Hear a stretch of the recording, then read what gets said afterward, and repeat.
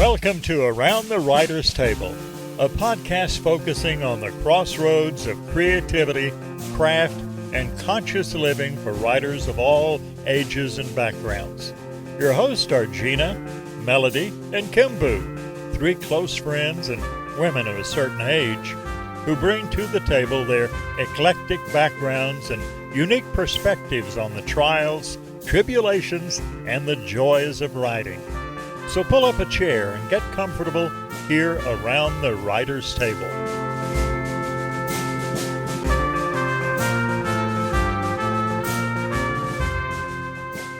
Welcome back, everyone, to Around the Writer's Table podcast. I'm your host today, Melody A. Scout.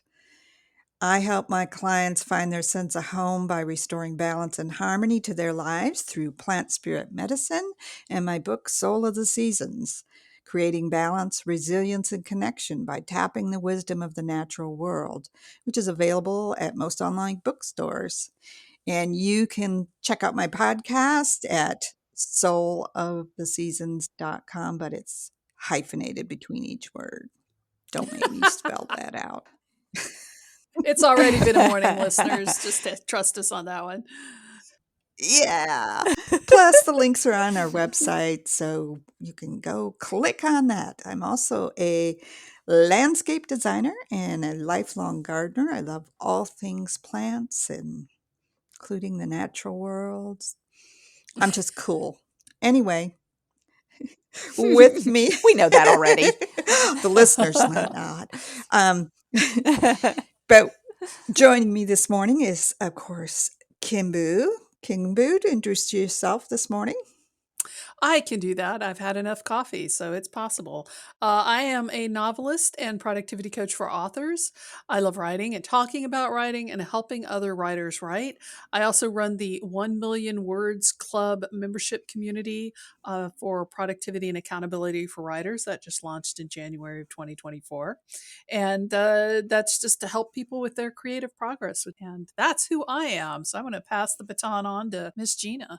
Hello, co-hosts, ladies, listeners. Glad to be here today. I'm Gina Hogan Edwards, and I am passionate about supporting women, finding their voices, leaning into their creativity, getting words on the page. And I'm also reminded to tell you that I am a writer too. I write historical fiction.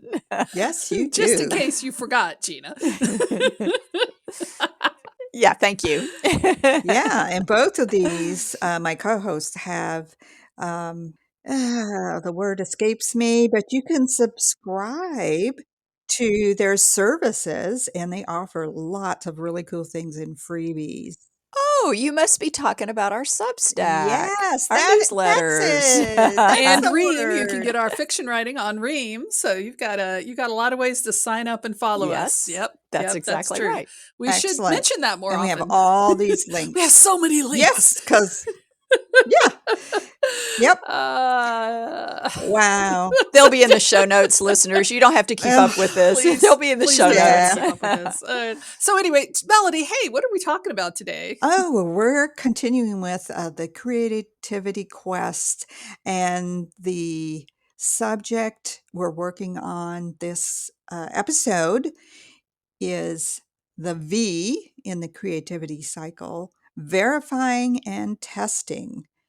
And since this is Gina's mastermind project and brilliant, I'll let her tell us more about verifying and testing and what that means in the creative writing process.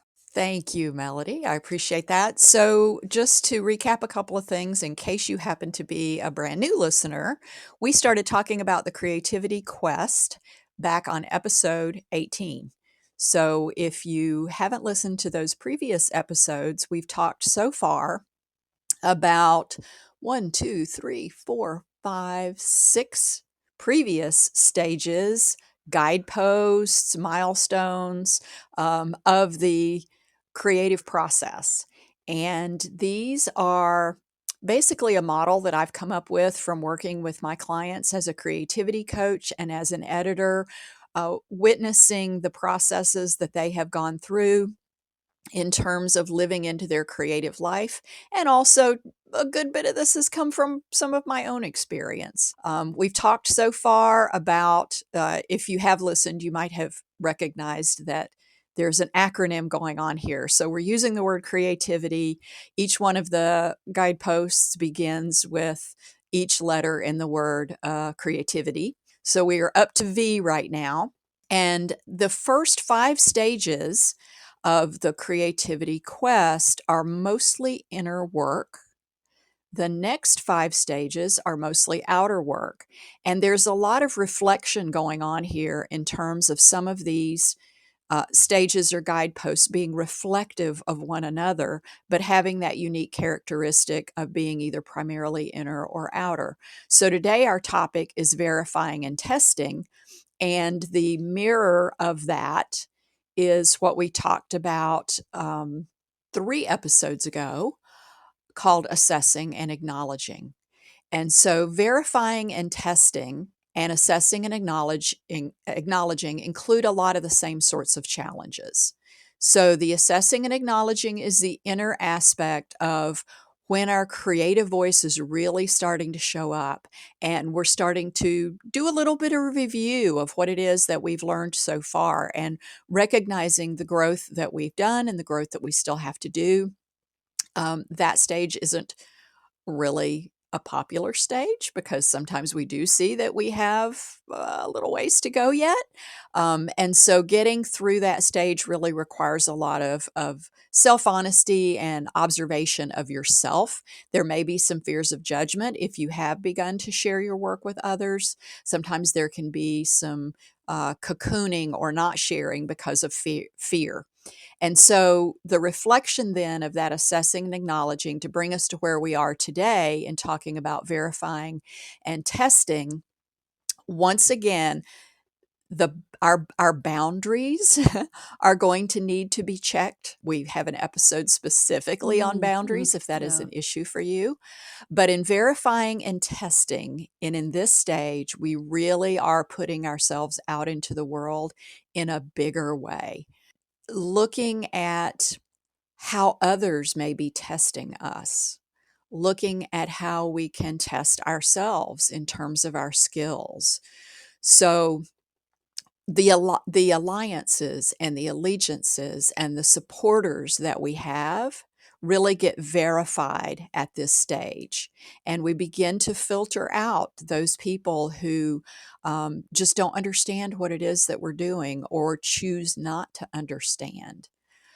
This stage, this guidepost could also be called validating your strengths and your supporters. So you're really more openly living into your creative life and the values and beliefs that are the foundation of your being. Um, you may, like I said, be sharing your work more. You may be involved in some critique groups or maybe getting peer feedback. And also, because you're putting your work out into the world more at this stage, your family and friends may start seeing what you're doing. And so there can be a lot of judgment at this stage, and that can be really kind of uncomfortable for a lot of people. And just like that assessing and acknowledging stage that I mentioned, there could be some things that occur at this stage that sort of kick you back into some of the other stages. And the one that we tend to repeat most often is the one that we very first talked about at the beginning of the discussions that we've had about this cycle, called carrying inner disquiet. And because fear of judgment is really relevant at this guidepost, that can really kick you back into that carrying inner disquiet stage. So I've talked a lot, ladies.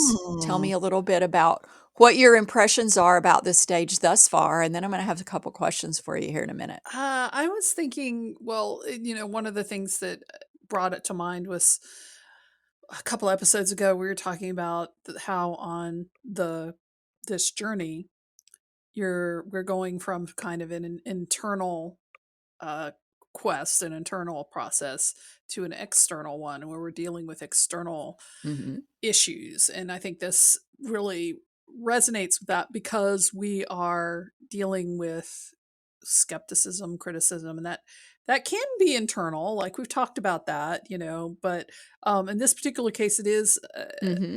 about setting those boundaries. So it was kind of like just me thinking about boundaries and how we interact with other people and what we take in from the external. So I don't really have any great insights, but those were just some of the thoughts I was thinking while you were talking, based on some of the stuff that we've talked about in the past. Yeah. So you really get to try out your skills in a Mm-hmm. very visible way at this stage. And like I said, that's where the possibility for that judgment comes in. And as uncomfortable as this stage or this guidepost can be for folks, retreating back into the carrying inner disquiet really comes up a lot. We sort of talked about it as the beginning of the cycle, but it's a really familiar stage in that we've got this longing, we've got this desire, but we are not in a place of actually creating. And so it's really easy to kind of carry that kind of pain if we're familiar with it, that kind of, you got this longing, but you're not answering it. That can sometimes be easier for us to carry than this Mm-hmm. discomfort that's coming from Mm-hmm. external sources. Does that make sense? Absolutely. And for myself, I know I've mentioned this in previous podcasts, is my one of my learning lessons is knowing myself well enough to know who and where and when to ask for Mm-hmm. external feedback. Mm-hmm. Yes, sister.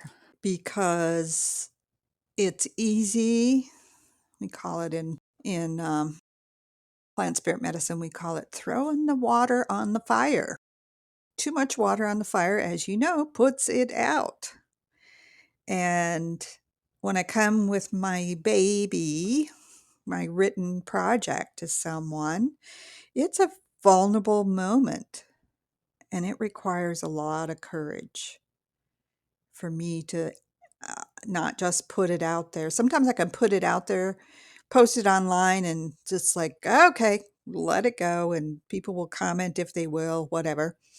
But when I hand it over to some one person or a small group for feedback, um, it can be a very vulnerable space to be in.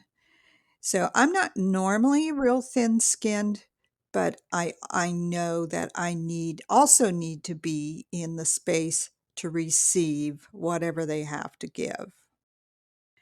I personally like direct feedback. I don't care for someone who's trying so hard to be um, kind that they've not given Mm-hmm. you clear Yeah. Yeah. and good feedback. Mm-hmm. Like, okay, you said a lot of things I don't know what that means or how it applies to my work. Um, so I do appreciate that, but I had a couple of incidences this in the last few weeks actually about one involved handing a story off that I was considering submitting it, and the person who is a writer, I want to say, in the early stages, I believe it's really important to share your work with someone who understands the writing process. I did that with my book in the early stages, and the one of the people didn't understand the concept, so they criticized the concept, not understanding it was a work in process. Another Mm-hmm. person, even though I didn't ask for proofreading, they got so bogged down in my um, well, I'm grammatically challenged. Let's just say that right out the bat. And basically said I had to stop reading because there were too many commas. And I'm like, What? Okay. okay. Mm. Wow. So know Yeah. who you're giving it to would be. Yes. And know yourself and what you need. Because as I spoke about earlier, once I just needed a cheerleader. I really didn't need anybody to Right. critique it. This recently, I did need a critique, but what was offered was an Mm, opinion on what kind of writing or the target audience should be, which was not my yeah. Mm. aspiration. And that did not land Mhm. well Hmm. with me. However, I have enough faith S in my work to know, to Yeah. get beyond that. I didn't allow it to set me back. A lot of new writers, though, that could really set somebody like, okay, not picking up that pen again. Mhm, and I've seen that happen far, Hmm. far, far too many times. I think, Melody, you've got a level of, um, a track record, if you will, of what I mentioned sort of in passing earlier was, observation of self, really paying attention to how you respond to things, knowing what you need, really, really knowing yourself. And that is so important through the entire creative process. One of the things that this guidepost, that this stage truly, truly reveals is Hmm. who we can trust and it reveals to us who we can go to for different things. Mhm. You said that what you received recently wasn't what you were wanting at the time, but now you know what that person can offer you. And when you do need what they had to offer this time, there may be another time when you need that. Mhm. And so, really helping us to understand what the people who are in our lives, uh, how they can show up for us and how they can support us or not. This is really a stage of just more openly living into your creative life and those values and beliefs that are going to be the foundation of that life. It's much, much more open living. Hmm. Mm. So, some of the questions that I have for you sort of revolve around how you have kind of navigated these intensified external challenges, like the criticism and the skepticism, Mm. maybe, when you've gone through this verifying and testing stage, and maybe what kind of strategies that you could suggest to listeners for developing and most importantly maintaining some resilience and some boundary holding skills while they're living into that creative life that they're trying to create for themselves. So, Kimbu, Well, let's I hear mean, from the you standard first. advice is just to have an enormous ego and be very arrogant because Some call it's, it confidence. Toughness. Confidence. is Hmm. it really? So anyway, but I think you're right, Melody. It is confidence, and a lot of people, the mythology that's around writing in general and writers and being editors is so storied and hard to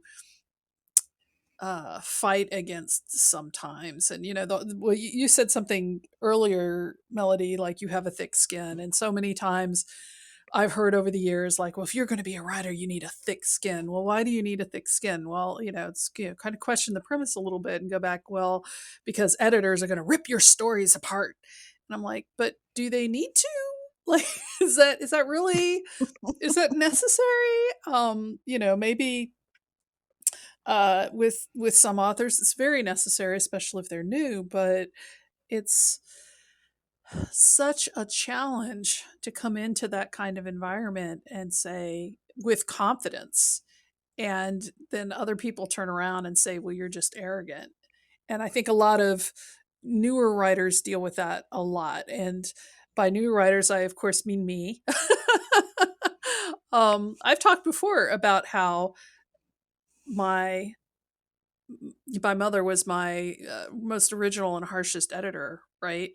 I think by the time I got to sharing my writing in public, I was very much confident in my abilities. Not that I didn't know that I needed to learn a lot more, but I got to the point where I was entering that area, and I've got a point to make here that ties into this whole topic of criticism and verifying and testing, and that is that I was prepared to fight for my writing. I was prepared to say, no, I'm a good writer. And the reverse for me was that I put up too many walls and I didn't listen to good advice when I got it.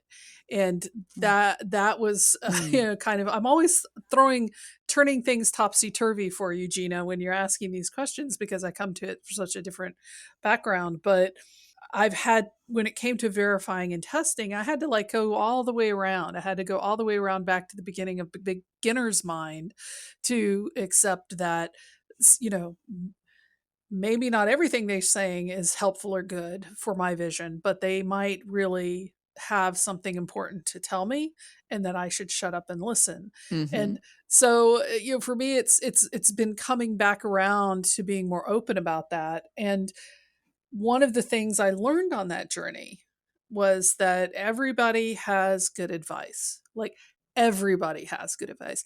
It may not be the advice you need to hear right now. It may not be advice that Mm-hmm. particularly applies to a specific story or a specific work. It may be something that doesn't apply to your writing at all. But every time I deal with an editor, I come away with something of value. Even if I feel like they've completely missed the point of my writing, they don't understand what I'm doing, they don't like my commas or whatever. Like, there may be other things that they do have insight on that can be of value. And I really had to come back or circle back around to that and learn that, in the verifying and testing world of this, is opening the borders a little bit, not just keeping strong borders, but putting a few gates in Mm. there so people can come and go. It's like, Yeah. put a little road sign stall there or something, like, so that I could learn from the experience. So that was really what I was thinking of. That's really interesting. Not having boundaries that are so Mm. Mm. rigid that you can't Hmm. see beyond them. Yep, that was me. Yeah. Hi, my name is Kimbu.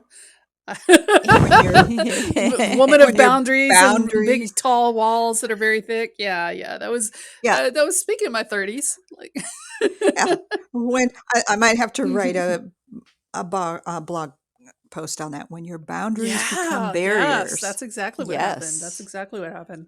That's a really good one. I do have to. This is a little bit of an aside, but it relates to what you were saying. Honestly, I had a little bit of a cringe reaction there when you were talking about editors ripping your pages apart, because, and I think this is really important for our listeners to remember, is that. And I'm coming to you from the perspective of both a writer and an editor, is that how important it is to find an editor that suits your Mm. needs, because your editor is your ally, not your enemy. Your editor is not there to rip apart what you have written in terms of like destroying it, which is kind of the connotation of that. They are there to help you make it better. But And I so, will say this. I will say this. I think not that I'm disagreeing with you. I absolutely agree with you. But I think mhm, in the legends of great writers and great editors, especially when, like, in the yes. mid 20th century, the legend was the vicious, mean editor who's going to come in and rip everything Mhm. apart. I think that gets people on the defensive when they think about that, and they don't hear the stories of people working collaboratively with their editor towards a vision, which is Yes. ideally what should be happening, and what I think most of the time does happen. I certainly know that's how you work with your clients, Gina. And I've had been fortunate enough to work with you and other editors where that was true as well. But man, that mythology hangs heavy over writers, I think. Yes. And I think that that's the root of the common belief that Yeah. that's what an Hmm. editor is gonna do, is just they're just gonna tear to pieces what it is that you have written. And so you've got to be on the defensive. And while it is it is necessary for us to be able to defend our work. It should not be necessary for you to be defensive about it. We're Does that coming make away with the sense? great bon mots in this episode. That's good.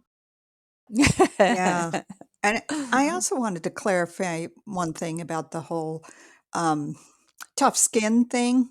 Because I didn't mean to imply that I have a thick skin.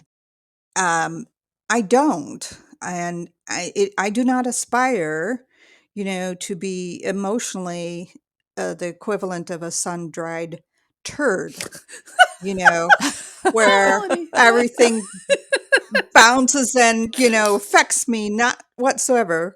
Not true. I think the word that works for me is resilience. Yes, And so, I yeah, love that word. it did not feel good when people gave me feedback that wasn't relative or that was harsh Mm-hmm. or um, just wasn't what I needed. It did not feel good to me.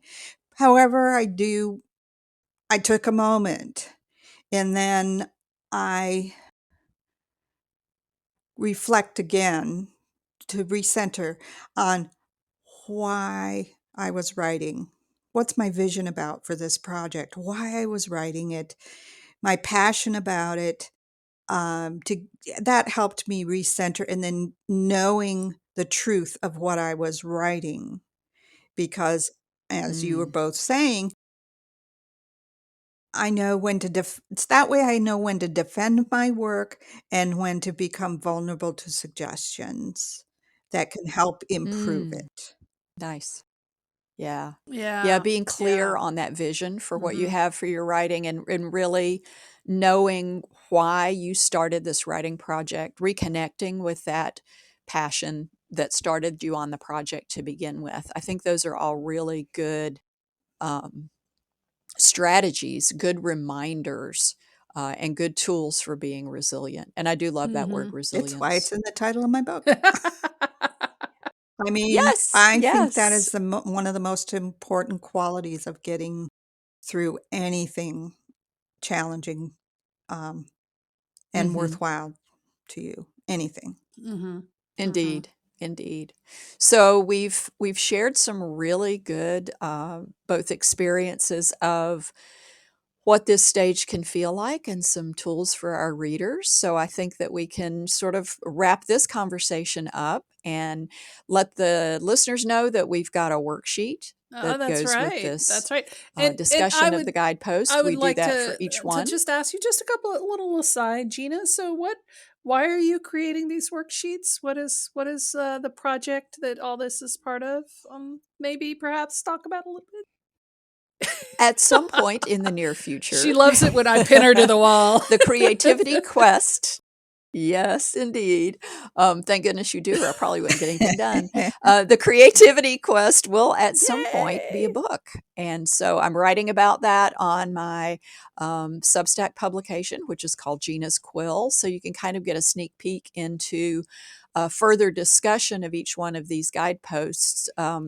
Actually beginning this month and through the year of 2024, I'll be talking about one guidepost each month, and then hopefully ultimately taking all of that, elaborating on it a little bit more, along with the discussions that we have had here, which have greatly informed my language Yeah. around this whole concept, this model.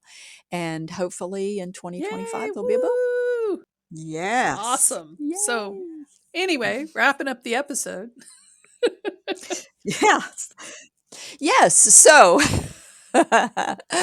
in our next episode, we are going to continue to talk about verifying and testing, but within the framework of what Melody writes about in her book, which is the seasons that we experience. And I believe that we originally had talked about verifying and testing being equated with sort of the seasons of spring and fall. And I'm not going to say anything more about that. So, y'all will listen to the Tune next in next episode. time. Sounds great. All right. So be sure and visit our website at aroundthewriterstable.com, where you'll find some additional resources, links to some of the things that we've talked about. You'll find that worksheet that we've mentioned. Be sure and leave us a comment, leave us a review. If you're listening to this on Spotify or Apple Podcasts or any of the other platforms, be sure and give us a thumbs up, because that certainly helps us with helping other writers discover that we're out there. And thank you for Because we're listening. needy and we need your approval. So help us out. We need you to verify that we exist. Anyway, thank you so much, readers, and drop by our website. Definitely leave us a comment, and we appreciate you. So talk to you next time. Bye-bye. Till next time. Thanks for joining us around the writer's table. Please feel free to suggest a topic or a guest by emailing info@aroundthewriterstable.com. Music provided with gracious permission by Langtree. A link to their music is on our homepage at aroundthewriterstable.com. Everyone here around the Writer's Table wishes you joy in your writing and everyday grace in your living. Take care until next time.